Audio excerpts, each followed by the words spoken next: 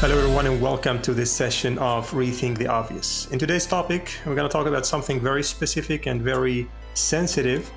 We talk about work and leadership during international conflicts. Of course, we all went through the ongoing debates about fucked up situation in Iraq and Afghanistan, financial crisis, debates around COVID-19 and vaccination, different things, also migration, refugees crisis, Black Lives Matter, gender equality, the Russian invasion of Ukraine, and the current situation in the Middle East, which is basically related to the Israeli-Palestinian war, is something that we are seeing all the time these days, specifically in social media and workplace. In this episode, we won't talk about politics. We will focus on leadership in business in times of international conflict. Hey everyone, and welcome to Rethink the Obvious, the podcast of critical thinking that challenges traditional views. So if you're ready, let's jump in with your host, Hussein Ben Amour.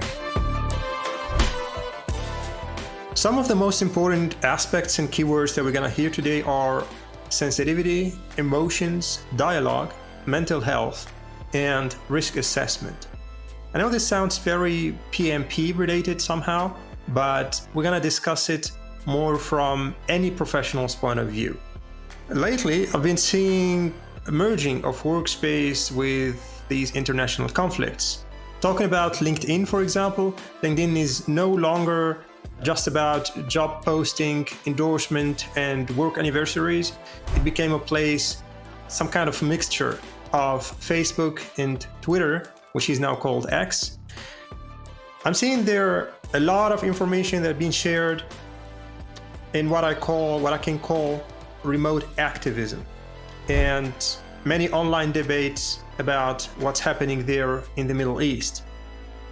And of course, we all know that it's easier to share hate speech online. And this is what I've been seeing in the last couple of weeks. So before I start, let me tell you a bit about my background. I have two citizenships, a Tunisian one, so North Africa, and a German one, of course, Central European. Now, the Tunisian version of the conflict is pro-Palestinian, and the German version is heavily pro-Israel. For historical reasons, of course, and also maybe for geopolitical interests. Now, sadly, both are blindly censoring information and imposing one single narrative of what's happening there in the Middle East. This feels a bit like George Orwell's 1984 novel, right? Now, I don't know if it's a luck or a curse to be exposed to various propagandas, the pro-Israeli one, the pro-Palestinian one, the anti-Semitic one, the Islamophobe version, etc. I'm not going to discuss the political issue here and the horror that is happening in the Middle East. My message today is not political. Of course, my thoughts are with everyone who is hit by a bad news, whether Israeli or Palestinian or in any part of the world. I just hope that politicians from both sides stop using civilians in wars, because simply every life matters. Now again, today's topic is about leadership at work in times of international conflict. Maybe some of you are listening to me and think, how dare you talk about business in these circumstances? You should be talking about the conflict and trying to find a solution, right? That's what everyone is doing these days. Now let me tell you, if you are a carpenter, for example, would you stop making doors and furniture every day? Right? That's part of your job. And what I'm doing here is also part of my job. So our focus today, again, is not political. We're going to focus on business. And before I start, let's define the word leader. Now, when I say leader during this episode, I mean anyone within a team or an organization, not necessarily managers. Of course, there are roles that have formal leadership position, but also every individual contributor can be a leader within their organization, can be leading projects, leading initiatives, and can of course also leading meetings and events. The first step is to raise your own awareness as a leader. Now, Before we talk about finding common ground, it's important to acknowledge biases that you might have. Of course, everyone at workspace or outside will have their own beliefs and their own versions of what's happening in the world. So that's why when you acknowledge your biases, you might go a step further and understand that everyone inside your team also have this kind of beliefs, especially when it comes to international or cross-regional teams. Everyone in the team comes with already built background, right, with life experience, and they brought together within a team to build the project. So that's why here, make sure that you understand this point. Different views, but one common goal. Your biases are not allowed to interfere in your relationship with your team. Now, it's important that you see the importance of cultural sensitivity in a diverse team. Now, don't preach about diversity and inclusion, but practice it. Do it proactively. So you need to foster equality and inclusion. And of course, there are a bunch of studies there talking about how diverse team with a high level of tolerance, they are more creative. Point number 2 is emotional awareness. People have emotions. We need to recognize that, even at workplace. Now, I'm going to talk here about specific examples. For example, I know from my surrounding that many Palestinians are feeling injustice and inferiority due to what is happening in their home country. And at the same time, Jews, they have some historical trauma. You hear it, you see it in different comments or even videos that they feel threatened, which is, of course, not a secret, right? Now, I saw this also kind of feelings during the earthquake in Turkey and Syria that happened in early 2023, in which roughly 50,000 people passed away. And I have been told that from people from Turkish people or people with Turkish descent, that there weren't much mediatization or action to help there. And also they got that feeling of inferiority, right? Now, maybe the question that comes here in mind is, should we care about every event that is happening in the world?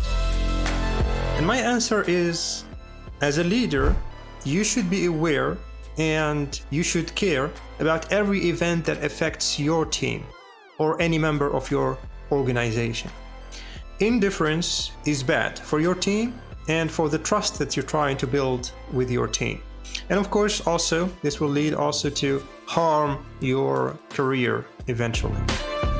All right, let's move on to some further concrete actions. Those are my own suggestions, also from my own experience, but also from others' experiences.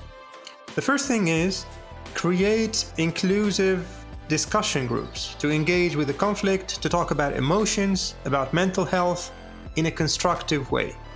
I know maybe the first question that might come to your mind is, these kind of conversations might be a mess at the end. And I agree to this. One of my friends, they did this in their team 2 weeks ago. And she told me that at the end of the meeting, people were shouting on each other, some were crying, and it was a disaster. Now, my opinion is that there weren't a strong leadership within that team to lead this kind of conversations. Of course, you will not throw yourself in this kind of conversations easily. It's a difficult discussion, and we know that people in general, even leaders, they avoid or they fear difficult discussions. So that's why this really requires courage and especially preparation. You should be, as a leader of your team, be prepared, or a leader within your team, to be prepared for this kind of conversations. Not every leader can proactively do this. So see it as an opportunity to learn how to deal with difficult situations. Crucial is to focus on positive points and common ground.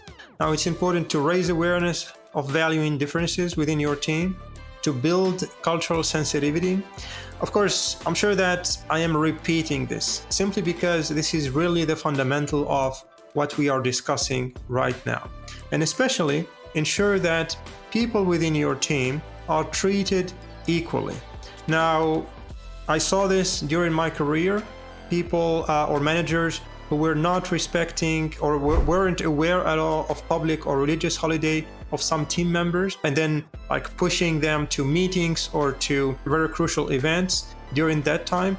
That will lead, of course, to team members, or you are losing the trust of these team members, you losing their loyalty and making them feel disrespected within the organization they work for.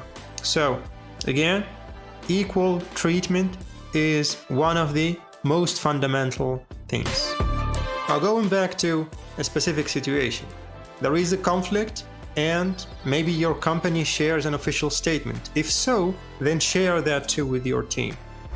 I think it's also important to share your own opinion about that while being sensitive to others' emotions and being, of course, respectful to everyone's emotions.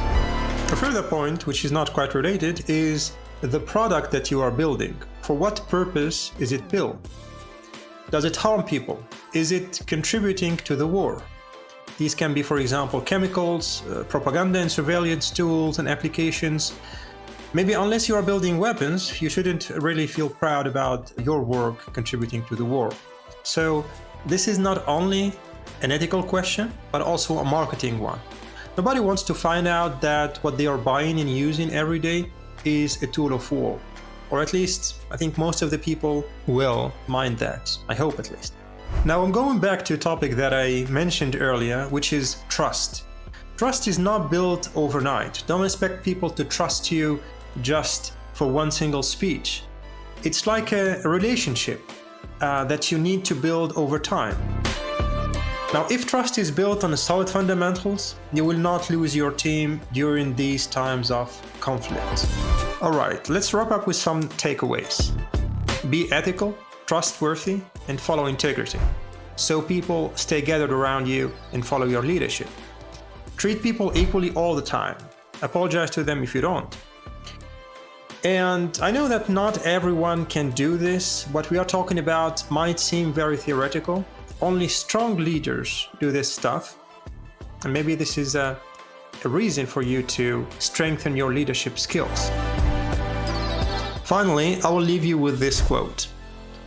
Between what is said and not meant, and what is meant and not said, most of love is lost. This is Khalil Gibran. It seems, of course, very philosophical, so take some time to think about it and catch you in the next episode. Thank you for listening. If you enjoyed the show, don't forget to subscribe and check out Rethink the Obvious on LinkedIn, where you'll find references and further links to the topic. Until next time, we encourage you to stay curious and always rethink the obvious.